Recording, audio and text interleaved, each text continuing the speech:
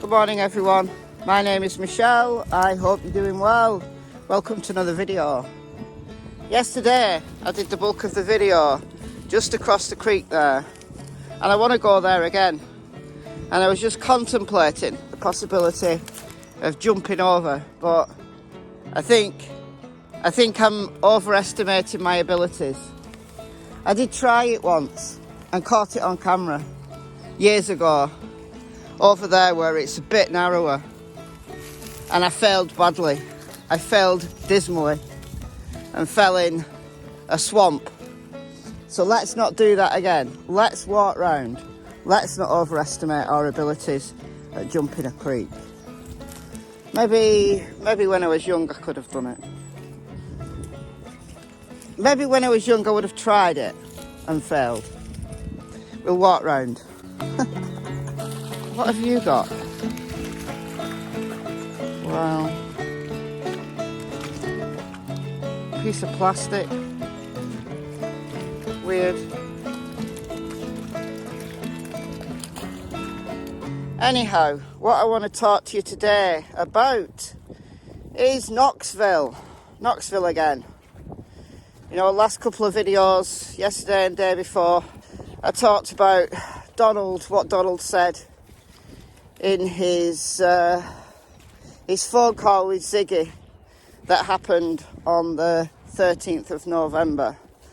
And I wanted to go back and look at what was happening around that time, what Donald was talking about at that time. If we look at it now, more than a month later, Donald's been much quieter on YouTube.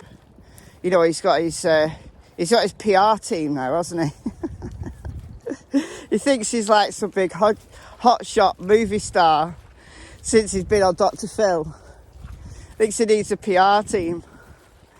I don't know. But back in November, what was happening? Well, it was just after the airing of Dr. Phil, wasn't it? Dr. Phil had aired earlier that week. I know it wasn't filmed, it was filmed a while before that. But that call was made in the light of that airing of Dr. Phil. And I don't know whether it's relevant to what Donald said or what Donald made up in his little mind. The talk of going to Knoxville for 2 days to prove to the feds that he didn't need to have his daughter kidnapped or sold his daughter for drugs or drug money. He didn't need to do that because he had $2,000 that he could just throw away. He could just throw away $2,000 by going to Knoxville, and we know he did go. We know he did disappear for 2 days. We know that. So buying $2,000 worth of stuff and then giving it away while the feds followed him around. And I've had tons of comments from you guys about this. You know, I've had everything from, you don't believe him, do you? You know, surely you don't believe him. I don't believe him. I know he went to Knoxville, but no, I don't believe that he gave $2,000 of stuff away. I can absolutely believe, however, that he knew he was being followed because, well, that's what the feds do.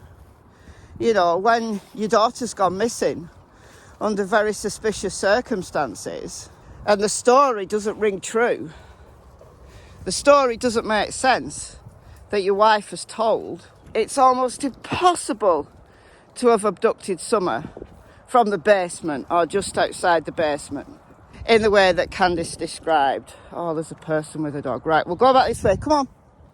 This way. We'll just hang around here till they've gone. It couldn't have happened that way.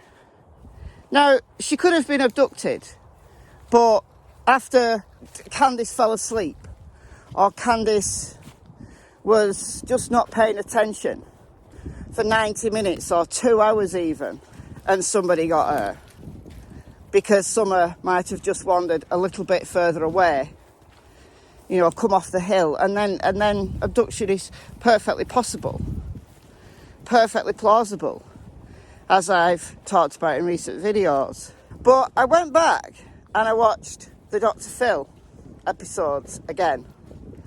And revisiting this cornbread mafia thing, I will say yet again, Greg Hartley talking about the cornbread mafia, actually naming the cornbread mafia. I wish he'd not done that, because it targeted everybody in to this little organised marijuana grower syndicate that was based in Kentucky. It's a real thing, but do they kidnap kids? I very much doubt it. But what Greg was actually doing was just giving an example of a group that's in that area that he was able to put a name to. He said such as, but people took cornbread mafia and ran with it, which was annoying. Donald's world isn't, as he told Greg and Scott and Dr. Phil, that he stays away from all of these bad people. And I can't play the clips because Dr. Phil copyright strikes. He stays away. He just wants to associate with the good people, the people from his church. Why do you think he talks about the church so much? Why do you think when interviews have got tough for him, he reverts to Bible verse? It's windy. Just a minute. I'll just move. It's very muddy. I should not have come this way. Why do you think he resorts to what could only be described as prison religion? He knows how to play the system. He knows how to lie. And he lied through his teeth to Greg and Scott and Dr. Phil. We only want to associate with good people. Why do you think Candice called David Dotson and Robin on the night somebody disappeared? So that it could look like they're surrounded by the church. The church has took a lot of flack. Robin and David have took a lot of flack. Are they involved? I don't think so.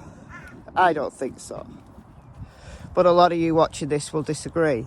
Because I think that the person who took Summer, and I think somebody did take Summer, is known to Candice and known to Don. I think, as I said yesterday, that this tall story that Don has given about Knoxville, he mentioned that for a reason. Right now, he could have mentioned it because it's a complete prank, because he thought Ziggy would release it straight away off the back of Dr. Phil and people would take it and run with it. Maybe it was a complete prank, or maybe it wasn't. Now, I'm not saying that it happened in the way that Donald said. I think he's reinvented history. He's elaborated, he's embellished for his audience. But he did go to Knoxville. I think the feds did follow him. What I think is untrue is he gave away $2,000 worth of stuff. Now, some people in my comments, and this is an intriguing thought. Some people have said, do you think he went there giving away free stuff so that people would talk? Almost like doing his own investigation, knowing that the organised crime gangs out of Knoxville, and Knoxville is like an hour away, these organised crime gangs, these trafficking gangs, they have the little syndicates in the rural areas. As I've talked about in previous videos, they use the networks that have been built up generation after generation. Those trust networks based on kin, based on friendship that go on generationally, that used to be used to transport moonshine, that have been used to transport drugs, and are sometimes used by some very unscrupulous members to traffic humans. If you want to get to the head of the snake, then you're going to go that one step up. The next people up in the chain, not the local person who's actually taken your daughter. It's an intriguing possibility. Now, is it what Donald did? I don't know. I just think it's an intriguing possibility that some people have suggested. that perhaps he did give away dope, not to prove to the feds that he had 2K, but to see if anybody would talk, that he was actually trying to get someone back. And he can't say that. He could never say that. The fact, on the same call, he said he knows where Summer is. He doesn't know exactly where Summer is, but he imagines what might be happening to her because he's seen it. Perhaps because he's been involved in his younger years, but he has those connections. And the fact that he has those connections has brought a demise, has brought trauma, has brought the worst possible outcome for his daughter. Now, if you were in debt, whether it's financial or you've just pissed someone off, you've pissed off these groups, what do they do for revenge? What do they do to send the ultimate message? They take the thing that's most precious to you. And the most precious thing to Don was Summer. When Candice freaked out and she left the interview with the behaviour panel, as she was trying to get her microphone off, Donald was talking around it, and those few words have been missed by everybody. And Donald is perfectly happy to throw Candice under the bus and say to Brian Entin, Candice has got wrong friends, and then later qualify that by trying to say Ali and Hunter and other people. These organised gangs, they're all over, aren't they? Dr. Phil said, they're all over. They're everywhere. Trafficking is everywhere. But for somebody to just come and steal a child from a very rural environment, a really difficult place to take a child from, just on the off chance, a complete stranger who's looking to take a child to sell her on, they're not going to choose Summer Wells from the top of a hill in rural East Tennessee. They're going to choose kids. They're going to snatch kids from the street. They're going to take easier kids. They're not going to take Summer Wells. They're not going to know she's there unless they know she's there. Unless they know the family. Unless they have a score to settle. So it's a very inviting possibility, for the want of a better word, that people have said, maybe he did give some free dope away because he wanted answers. He wanted people to talk. And the fear in Candice's face, and I don't believe the story that the Wells have put out since, that she was upset because she'd had a call and she thought it was Summer. I don't believe that's why she walked off the set. It's because she knows full well the reason why Summer got gone was because of their associations. But it's the associations of Donald's, not Candice's. Is this starting to build up a picture? Donald says in his own words that he's seen it. He's terrified that this has happened to his daughter. He knows where she is, as in he knows the situation that she's in. He knows. And why does he know? Because he's been there. Because he's been involved in it. And why has he always said to Candice, you've got to watch her? You've got to watch her. That he thought something bad would happen to her.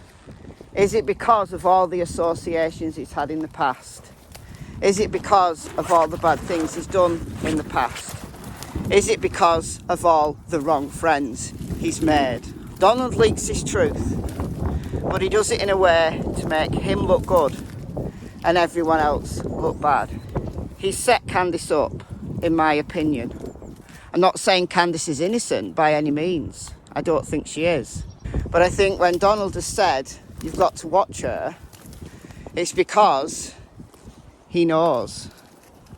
He knows all the people that he's pissed off. It makes sense, doesn't it? And the fact that he said he was glad that the boys had been taken into CPS care. Now, did he imagine that they'd come back and take one of the boys. Boys are trafficked as well. He blamed YouTubers, didn't he? He went off on a bender because the feds had said he sold his daughter for drugs. He went on a bender. But then he said he was glad that the boys were out of danger. That makes you think as well, doesn't it? Does he fear for his other children? Because they've taken Summer, they've successfully been able to kidnap Summer, or abduct Summer, because Candice took her eyes off her. So, does Donald fear what might happen next? Maybe all of the little things that have been stolen, the people that Donald says are out to get him. Well, actually, it runs very, very deep. And there's things that they cannot say, except for in those leaked truths. What do you think to that? I think we're getting there, aren't we? I think we're getting there. But let me know what you think in the comments below. I've been Michelle. I hope you're well. I'll see you in the next video, and it's goodbye from Miss Tillington and Miss Cassie Springer. Look at that sky. It looks quite dramatic in the camera. I don't know what it'll look like to you guys, but it looks quite dramatic as I'm looking through the camera. It looks very pretty, but very dramatic. Bye, guys.